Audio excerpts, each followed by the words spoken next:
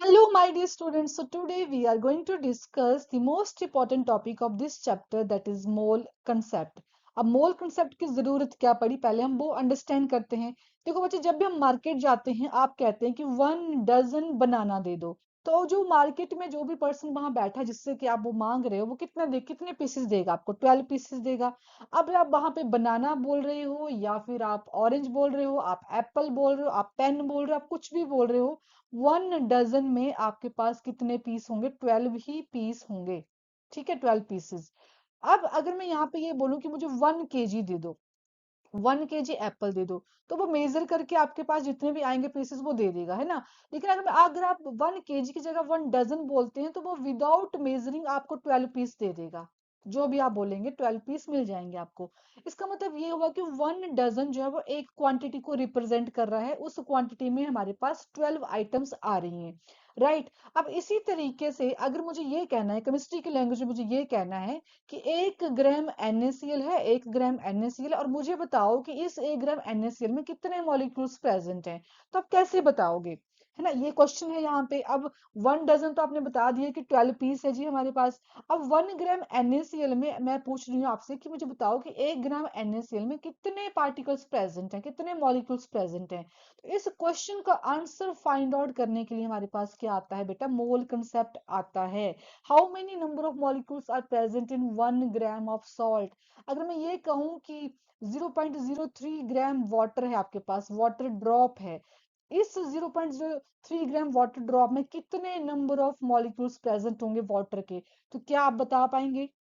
अभी तो नहीं बता पाएंगे, जब तक आप मोल कंसेप्ट अंडरस्टैंड नहीं करेंगे। तो इन सारी वैल्यूज को जानने के लिए हमें मोल कंसेप्ट की जरूरत पड़ी, कि अगर मुझे केमिस्ट्री में बताना हो कि इस चीज में कितने पार्टिकल्स प्रेजेंट है, तो आप मुझे बता पाए। ठीक है। अब 0.03 ग्राम H2O है, छोटी सी ड्रॉप है, ये छोटी सी ड्रॉप होगी, बट इसमें इतने सारे वाटर मॉलिक्यूल्स प्रेजेंट होंगे कि आप उसको काउंट ही नहीं कर पाएंगे। मतलब बिलियंस में होंगे। आप ये बोल लीजिए कि 100 बिलियन भी हो सकते हैं। अगर अर्थ में इतने लोग हैं, उन सबको आप एक एक मॉलिक्यूल भी देंगे, तब भी ये मॉलिक्यूल खत्म नहीं होंगे, इतने ज्यादा पार्टिकल्स इसमें वाटर के प्रेजेंट होंगे। ठीक है। तो अब मोल कंसेप्ट जो है वो इसलिए हमारे पास आया कि इन छोटी छोटी चीजों के हम पार्टिकल्स बता सके, मॉलिक्यूल्स बता सकें कि कितने मॉलिक्यूल्स प्रेजेंट होंगे। तो अब 1 मोल क्या होता है? 1 मोल हमारे पास एक वैल्यू है। कितनी वैल्यू है? That is 6.022 multiply 10⁻23 particle. ये 1 मोल की फिक्स वैल्यू है जो आप लोगों को याद रखनी है। ठीक है। अब ये जो बेटा 1 मोल है, दैट इज 6.022 मल्टीप्लाई 10⁻23, इसको हम एवोगैड्रो कांस्टेंट कहते हैं। ठीक है, क्या कहते हैं? एवोगैड्रो कांस्टेंट कहते हैं। और कैपिटल N और इस तरीके से A, इससे इसको रिप्रेजेंट करते हैं। तो Na क्या हो गया? That is 6.022 multiply 10⁻23 mole inverse. ये क्या हो गया? एवोगैड्रो नंबर हो गया, जिसको आप एवोगैड्रो कांस्टेंट भी कहते हैं। आपको इस चैप्टर में, आगे बहुत सारे चैप्टर में, ये Na मतलब ये वैल्यू मिलने वाली है न्यूमेरिकल्स में और बहुत सारी फॉर्म्स में। तो ये क्या हो गया? हमारे पास वैल्यू आ गई 1 मोल की। और हमें, आपको याद होगा जब हमने 7 वेज क्वांटिटीज के बारे में डिस्कस किया था अपने अर्लियर लेक्चर में, तो वहां पर हमने इसके बारे में बात भी की थी कि 1 मोल क्या होता है। ये हमें किसी भी सब्सटेंस का अमाउंट जब बताना हो, है ना, बताना हो, तो हम इस यूनिट को यूज करेंगे। So this is the 7th base quantity for the amount of substance. Right. अब ये हो गया मोल के बारे में। अब यहाँ पे हमने बात भी कर ली कि Na क्या है, इतने मोल्स होंगे, जो वैल्यू हमारे पास फिक्स आ चुकी है। अब देखो बच्चे, मुझे यहाँ पे ये बताना है, मान लीजिए एग्जांपल दे रही हूँ अब आपको मैं कि ये कंसेप्ट कैसे रिलेट करना है आपने।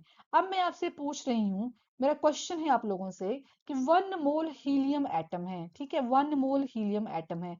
उस 1 मोल हीलियम एटम में कितने number of helium particles present होंगे? अब 1 मोल है, मान लीजिए आपके पास एक बैग है, छोटा सा बैग है, और उसमें हीलियम के एटम्स प्रेजेंट है, बहुत सारे हीलियम एटम है, बहुत सारे, मतलब काउंट नहीं कर सकते आप, इतने सारे हीलियम एटम है। अब मुझे ये बोलना है कि ये 1 मोल है, मान लीजिए। ठीक है, कितना है? 1 मोल है। अब ये 1 मोल है, आप मुझे बताओ कि इस 1 मोल हीलियम एटम में कितने हीलियम के पार्टिकल्स प्रेजेंट होंगे? तो आप काउंट करेंगे 1 2 3 4 5 6, नहीं कर पाएंगे। तो आप यहाँ पे क्या कहेंगे? आप कहेंगे 1 मोल ऑफ हीलियम एटम में 6.022 multiply 10 raise to the power 23 atoms present होंगे हीलियम के। ऐसे ही अगर मैं आपको बोलूं कि one mole of carbon dioxide molecule है, ठीक है, मॉलिक्यूल है, उसमें मुझे बताओ कि कितने नंबर ऑफ मॉलिक्यूल्स प्रेजेंट हैं CO2 के। तो अगेन आपके पास एक पहाड़ कंसीडर कर लो अपने दिमाग में, छोटा सा बैग कंसीडर कर लो, उसमें बहुत सारे क्या है, CO2 के मॉलिक्यूल्स हैं। इसको मैंने क्या बोल दिया, 1 मोल बोल दिया। अब इस 1 मोल में कितने CO2 होंगे, तो आप क्या बोलेंगे, आप बोलेंगे 6.022 multiply 10 raise to the power 23 molecules. ठीक है, समझ में आ रही है, चीजें दिमाग में जा रही हैं अभी। अब एक और क्वेश्चन, एक और एग्जांपल मैंने पूछा आपसे कि 1 मोल H2SO4, 1 मोल H2SO4 में कितने एटम्स हैं, कितने एटम्स होंगे, तो आप क्या कहेंगे, आपका आंसर क्या होगा। पहली बात कि H2SO4 में एटम्स को कैलकुलेट करने से पहले आपको पता होना चाहिए कि H2SO4 जो है वो एक मॉलिक्यूल है, और उस मॉलिक्यूल के अंदर फिर एटम प्रेजेंट है। तो आप क्या कहेंगे, आपका जो आंसर होगा वो ये होगा, 1 mole of H2SO4 molecule. Molecule पहले तो आपको मॉलिक्यूल निकालने पड़ेंगे बेटा इसमें, क्योंकि यहाँ पे ये एटम नहीं है, ये क्या है, मॉलिक्यूल है एक। तो 1 मोल H2SO4 मॉलिक्यूल में कितने नंबर ऑफ मॉलिक्यूल्स होंगे, 6.022 मल्टीप्लाई 23 10 23 मॉलिक्यूल्स होंगे, ठीक है। इतने इसके अंदर मॉलिक्यूल्स है। अब इन मॉलिक्यूल्स के अंदर एटम्स आप बता सकते हैं। अब आप मुझे बताओ कि वन मॉलिक्यूल ऑफ H2SO4, ठीक है, 1 मॉलिक्यूल ऑफ H2SO4 में कितने एटम होंगे, अब आप बता पाएंगे, यस मैम डेफिनेटली बता पाएंगे, कितने होंगे, 6.022 multiply 10 raise to the power 23 multiplied by 7 atoms. ठीक है, यही तो हमें पूछा था कि 1 मोल में H2SO4 के कितने एटम होंगे। अब ये कैसे निकाला हमने, देखो बच्चे, H2SO4 में आपके पास 2 हाइड्रोजन है, एक आपके पास यहाँ पे क्या है, सल्फर है, ऑक्सीजन कितने हैं, 4 हैं। इनको इनको टोटल करके कितना आ गया आपके पास, 7 आ गया। तो टोटल 7 होंगे एक मॉलिक्यूल में, राइट। तो आप उसको इस नंबर से मल्टीप्लाई कर दो, आपको 1 मोल की वैल्यू पता चल जाएगी कि 1 मोल H2SO4 में कितने एटम्स प्रेजेंट होंगे, राइट। सो इस तरीके से आप क्या करते हैं, क्वेश्चंस को सॉल्व करते हैं जब भी हमारे पास मोल के क्वेश्चंस आते हैं, ठीक है। अब हम बात करते हैं यहाँ पे कि जो मोल होता है बेटा, जो मोल होते हैं हमारे पास, उस मोल में आप, जैसे मैंने कहा कि पार्टिकल्स भी बता सकते हो आप, है ना। अब 1 मोल है, 1 मोल में आप क्या क्या बता पाएंगे, आप ये बता पाएंगे कि उसमें कितने पार्टिकल्स प्रेजेंट हैं, ठीक है, कितने पार्टिकल्स प्रेजेंट हैं। अगर पार्टिकल्स के फॉर्म में नहीं क्वेश्चन दिया गया है आपको, और ये पूछा गया है कि 1 मोल में कितना मास प्रेजेंट होगा, किसी भी एटम का कितना मास प्रेजेंट होगा, तो मतलब कि 1 मोल की हेल्प से आप मास भी बता सकते हैं।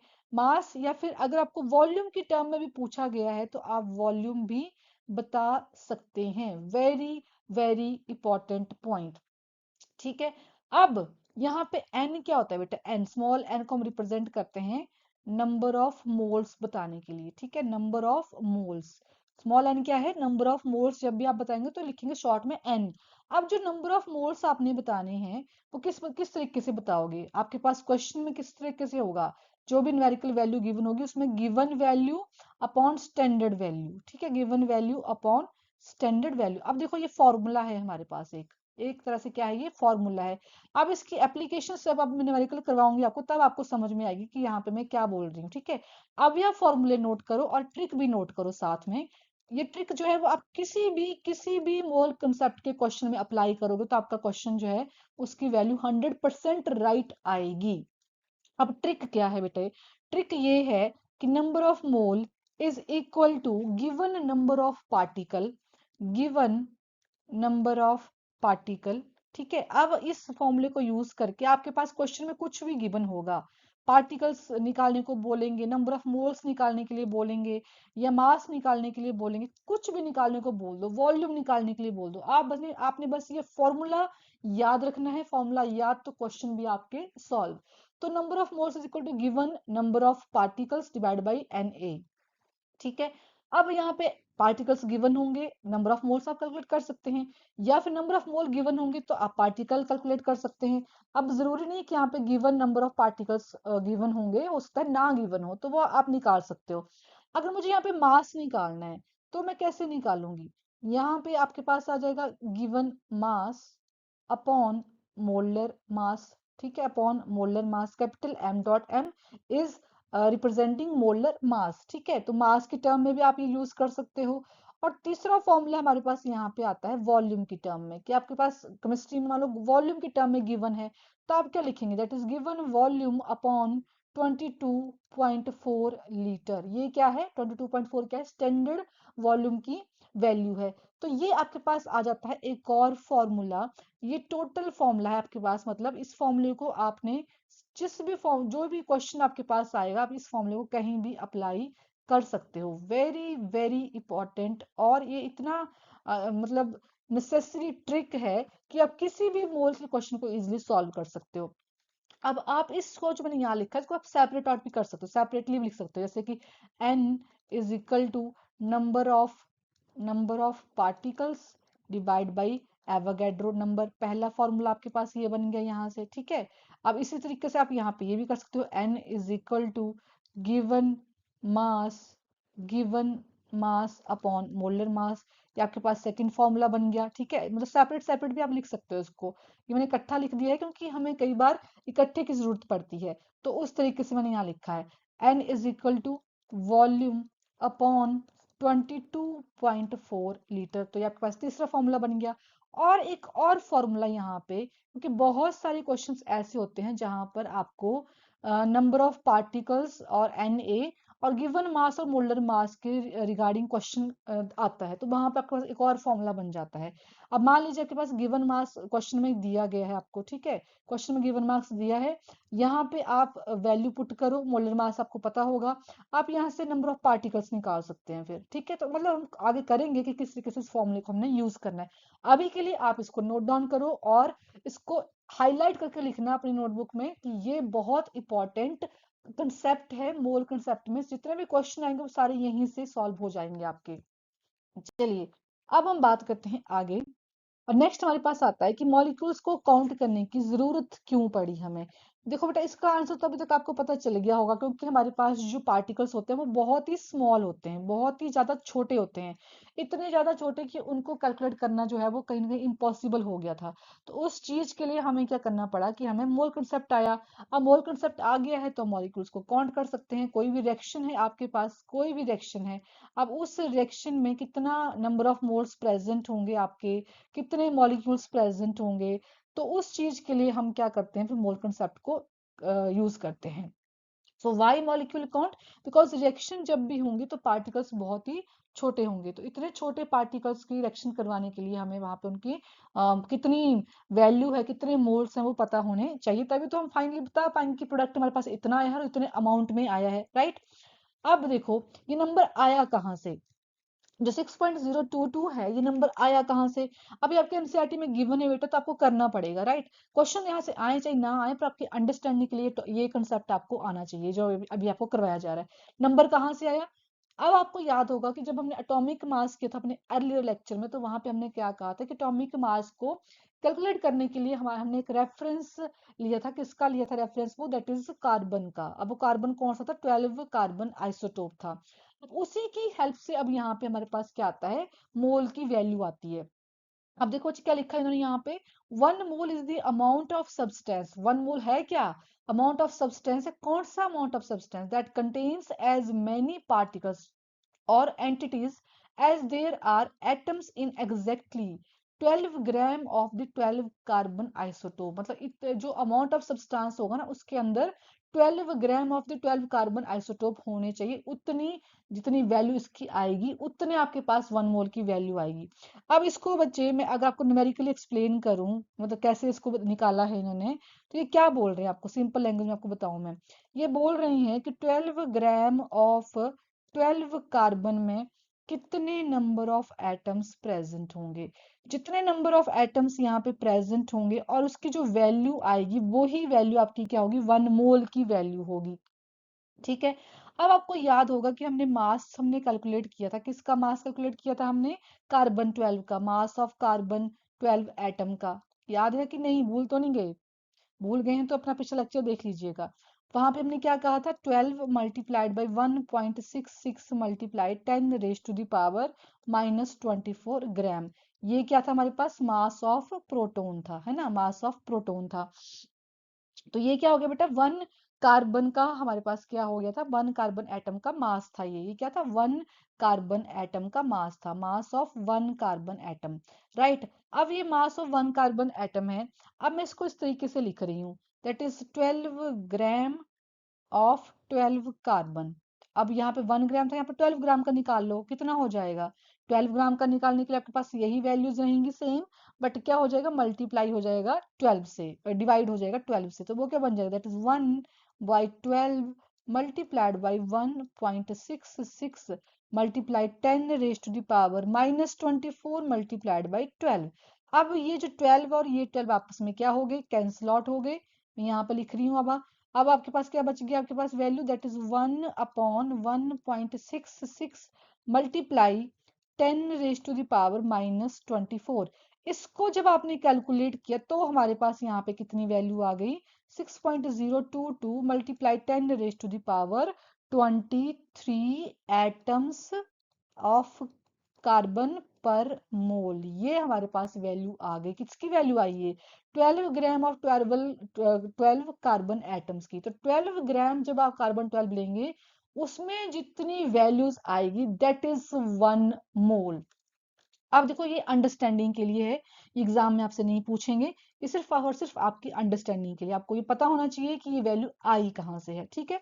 चलिए अब आगे चलते हैं। ये एनसीईआरटी में दिया होगा बेटा आपको, तो वहां पे उतनी क्लैरिटी नहीं दी है कि कैसे वैल्यू आई है, तो मैंने आपको यहाँ पे एक्सप्लेन कर दिया ये चीज। चलिए अब बात करते हैं हम मोलर मास की। अब देखो बच्चे, जो मोलर मास होता है वो क्या होता है, आपने एटॉमिक मास पढ़ा, आपने मॉलिक्यूलर मास पढ़ा, आपने फॉर्मूला मास भी पढ़ा, अब बात करते हैं मोलर मास की। Molar mass is the mass of 1 mole of substance in grams. 1 mole substance का जो मास होगा ना ग्राम में, that is called as molar mass, ठीक है। अब आप कहेंगे कि मैम एटॉमिक मास और मोलर मास में क्या डिफरेंस है। देखो बच्चे, जो एटॉमिक मास होता है ना, एटॉम वेरी वेरी इंपॉर्टेंट, यहाँ पे कंफ्यूज नहीं होना है आपने, ये आपका बेस है। बेस अगर आपका स्ट्रांग हो गया ना, तो आगे 12th क्लास में आपको कोई प्रॉब्लम नहीं आने वाली है, ठीक है जी। तो मोलर मास तो हमें पता चल गया, 1 मोल ऑफ सब्सटेंस को अगर आप ग्राम में बताएंगे तो that is your molar mass. अब आपका क्वेश्चन ये है कि मैम एटॉमिक मास और मोलर मास में डिफरेंस क्या है, क्या डिफरेंस है। देखो बच्चे, जो एटॉमिक मास था ना, उसमें हम क्या कह रहे हैं, मैं कार्बन एग्जांपल दूं, एटॉमिक मास ऑफ कार्बन कितना होता है, एटॉमिक मास ऑफ कार्बन होता है 12 AMU। AMU उसकी यूनिट होती है, ठीक है, बहुत ही छोटी यूनिट होती है ये, बहुत ही छोटी। अगर इसकी मैं वैल्यू बताऊं तो कितनी बताई थी हमने, that is 1.66 multiply 10 raised to the power 24, अगर आपको याद होगा तो, कि 1 AMU इतना होता है ना। देखो कितना स्मॉल नंबर है, इसकी जो पावर है वो भी नेगेटिव में है, कितना स्मॉल नंबर है, ये बहुत ही छोटा नंबर है। लेकिन जो मोलर मास होता है, यहाँ पे मोलर मास अगर मैं कार्बन बताऊं तो वो कितना हो जाएगा, वो होगा 12 ग्राम। कितना होगा बेटा, 12 ग्राम होगा। ये बहुत ही बड़ा नंबर है और बहुत ही बड़ी वैल्यू है, जब भी आप इसका अमाउंट में देखेंगे तो वो बहुत बड़ा होता है। तो मतलब कि स्केल ऑफ मेजरमेंट जो होंगी दोनों की, वो अलग अलग होंगी, ठीक है, स्केल ऑफ मेजरमेंट जो है वो क्या है, अलग अलग है। मतलब कि मोलर मास जो है वो बिग क्वांटिटी है, इसकी जो मतलब आप वैल्यू देखेंगे तो वो बहुत बड़ा नंबर आएगा। अगर मैं डायग्रामेटिकली आपको बताऊं तो आप ये मान लीजिए कि इतना बड़ा होगा मोलर मास सेम कार्बन का, और इतना छोटा सा होगा आपके पास एटॉमिक मास। अगर मतलब साइज के हिसाब से अगर मैं आपको बताऊं, तो एटॉमिक मास, हालांकि इनकी जो वैल्यू आती हैं वो इक्विवेलेंट होती हैं, आपकी न्यूमेरिकली इक्विवेलेंट है। देखो यहाँ पर भी 12 है, राइट, और यहाँ पर भी कितना है बेटा, 12 ही है। तो न्यूमेरिकली तो वो इक्विवेलेंट है, दोनों की ही वैल्यूज न्यूमेरिकली इक्विवेलेंट है। लेकिन जो इनकी यूनिट्स है, जो हम यहाँ पे यूनिट्स यूज कर रहे हैं, AMU और ग्राम, उनमें डिफरेंस है, मतलब कि स्केल ऑफ मेजरमेंट में डिफरेंस है। एएमयू बहुत ही छोटी यूनिट है, बहुत ही छोटी क्वांटिटी है, और ग्राम जो है वो बिग यूनिट है, बड़ी क्वांटिटी है, right. This is the main difference between atomic mass and molar mass, very very important point, right. ध्यान से अंडरस्टैंड करो इस चीज को। चलिए आगे चलते हैं और कुछ क्वेश्चन देख लेते हैं, कि क्वेश्चन अगर आपको एग्जाम में पूछे जाएंगे तो आप किस तरीके से इन क्वेश्चन को सॉल्व करोगे। चलिए पहले हम बात करते हैं फर्स्ट क्वेश्चन की। सिंपल क्वेश्चन है, आपको सीधा बताना है how many moles are present in 12.044 into 10⁻23 atom of helium. Simple question है, फॉर्मूला अप्लाई करना है और वैल्यू बतानी है। फॉर्मूला क्या है, number of mole is equal to, अब देखो क्या पूछा है, आपको एटम्स दिए हुए हैं, मतलब नंबर ऑफ पार्टिकल्स दिए हुए हैं, तो हम यहाँ पे फॉर्मूला कौन सा यूज करेंगे, that is number of particle, given number of particles या गिवन नंबर ऑफ एटम्स बोलो, particles divide by Avogadro number. Easily आप यहाँ फॉर्मूले में वैल्यू पुट करो and we are going to get the value of number of moles. तो value put करते हैं 12.044 multiply 10 raise to the power 23। What is the value of Na, अभी तक तो याद हो जानी चाहिए आपको, 6.022 multiply 10 raise to the power 23। तो ये आपस में कैंसिल आउट हो गए, जो वैल्यू बची उसको आप लोगों ने कैलकुलेट करना है और आपके पास यहाँ पे कितना आंसर आएगा, वो होगा 2 मोल। मोल तो आपको निकालने थे, यहाँ पे कितना आंसर आ गया, 2 मोल आंसर आ गया। ठीक है, तो पहले क्वेश्चन का ये आंसर। सेकंड क्वेश्चन देखो, calculate the number of molecules in S8 present in 16 gram of solid sulphur. अब यहाँ पे आपको क्या निकालना है, नंबर ऑफ मॉलिक्यूल्स निकालने हैं। ठीक है, नंबर ऑफ मॉलिक्यूल्स निकालने हैं, आपको यहाँ पे मास गिवन है, तो आप फॉर्मूला कौन सा अप्लाई करेंगे बेटा, यहाँ पे आप फॉर्मूला ये अप्लाई करेंगे यहाँ पे, that is given mass, mass upon molecular mass, ठीक है, is equal to, is equal to number of molecule, number of molecule या पार्टिकल बोलो, यहाँ पे मॉलिक्यूल पूछा तो मैं उस हिसाब से लिख रही हूँ, divide by Avogadro number. Simple हो गया ना, जो फॉर्मूला मैंने आपको ट्रिक पीछे करवाया उसको हम यूज कर रहे हैं। अब मास कितना गिवन है बेटा, यहाँ पे 16 ग्राम गिवन है, गिवन मास कितना हो गया 16। मोलर मास कितना होता है सल्फर का, अगर आपको अभी तक कैलकुलेशन नहीं आती है तो बेटा थोड़ा सा आपको ध्यान देना पड़ेगा फिर। सल्फर, एक सल्फर का मोलर मास कितना होता है, 16 होता है। ठीक है, तो 8 सल्फर का कितना हो जाएगा, 256 हो जाएगा, 16 मल्टीप्लाइड बाई 8। तो यहाँ पे कितना हो गया फिर आपके पास 256। नंबर ऑफ मॉलिक्यूल्स आपको यहाँ पे कैलकुलेट करने हैं, तो मैं इसको अभी n लिख रही हूँ। एवोगैड्रो नंबर कितना होता है 6.022 multiply 10 raise to the power 23। ठीक है जी, अब यहाँ पे देखो क्या होगा, अब ये जो 6.022 है वो जाएगा उस साइड पे और आपके पास यहाँ पे नंबर ऑफ पार्टिकल्स आ जाएंगे। n is equal to 16 multiply 6.022 multiply 10 raised to the power 23 divide by कितना आ गया 256। अब ये वैल्यू आपने कैलकुलेट करनी है। इसका आंसर मैं आपको बता देती हूँ, इसका आंसर हमारे पास आने वाला है, that is 3.7 multiply 10 raise to the power 22 molecule. ठीक है, तो ये आपको मैंने बेस बता दिया, कैलकुलेशन मैं आपके ऊपर छोड़ रही हूँ ताकि आप भी थोड़ा बहुत अपना दिमाग लगा के क्वेश्चन को सॉल्व करें, क्योंकि प्रैक्टिस तो आपको करनी है, एग्जाम भी आपको देना है ना। तो इसका ये आंसर रहेगा बेटा, फाइनल आंसर। आप इसको सॉल्व करिएगा, चेक करिएगा कि आपका ये आंसर आ रहा है या नहीं आ रहा है। चलो बच्चा एक और क्वेश्चन कर लेते हैं, एमसीक्यू क्वेश्चन है, बहुत ही इंपॉर्टेंट क्वेश्चन है। एक क्वेश्चन भी आप अच्छे से समझ लोगे ना, तो आप इस तरह के 10 क्वेश्चन कर लेंगे आराम से। ठीक है, क्वेश्चन देखिए, which one of following will have largest number of atoms, इनमें से लार्जेस्ट नंबर ऑफ एटम जो है वो किसका रहेगा। तो आपको बताना है कि लार्जेस्ट नंबर ऑफ एटम किसके रहेंगे। तो इसके लिए हम फॉर्मूला कौन सा यूज करेंगे, आपको नंबर ऑफ एटम्स बताने हैं और मास आपको क्वेश्चन में गिवन है, तो हम फॉर्मूला यूज करेंगे यहाँ पे, गिवन मास, ठीक है, given mass upon molecular mass, upon molecular mass is equal to number of atoms आपको बताने हैं, तो नंबर ऑफ एटम्स में इसको n से रिप्रेजेंट कर रही हूँ, divide by Avogadro number that is 1 मोल। अब फर्स्ट केस की बात करूं तो फर्स्ट केस में क्या है, 1 ग्राम ऑफ गोल्ड है, Au is symbol of gold. अब गोल्ड का मोलर मास कितना होता है, वो होता है आपके पास 197। ये इन्होंने यहाँ पे एक्सपेक्ट किया है कि आपको याद होना चाहिए, बट क्वेश्चन में कई बार गिवन होता है ये, ठीक है, क्वेश्चन में गिवन भी होते हैं। तो गिवन मास कितना हो गया आपके पास 1 ग्राम, और मोलर मास कितना हो गया आपके पास, दैट इज 197। ठीक है, एन आपको यहाँ पे कैलकुलेट करना है और ये कितना है 6.022 multiply 10 raise to the power 23। तो n कितना आ जाएगा आपके पास, यहाँ पे n आ जाएगा आपके पास 1/197 multiplied by 6.022 multiplied 10 raised to the power 23। अब देखो आपको यहाँ पे इतनी लंबी कैलकुलेशन नहीं करनी, आप सबका पहले इस तरीके से लिख लीजिए, ठीक है। सेकंड का भी ऐसे, अब मैं बेसिक नहीं बताऊंगी, मैं डायरेक्टली लिख रही हूँ। सेकंड केस में आपके पास क्या हो जाएगा, ये n इज इक्वल टू 1, क्योंकि यहाँ पे भी अगेन आपके पास 1 ही देके रखा है इन्होंने, ठीक है। जो मोलर मास दिया है वो कितना दिया बेटा, 1 ही दिया है ना, कोई 1 ग्राम दिया है, सब में 1 दिया हुआ है। चलिए तो 1 हो गया। अब सोडियम का मोलर मास कितना होता है, दैट इज 23। तो ये कितना बन जाएगा, 1 divide by 23, again 6.022 multiply 10 raise to the power 23। ऐसे आप थर्ड केस में भी लिख लीजिए।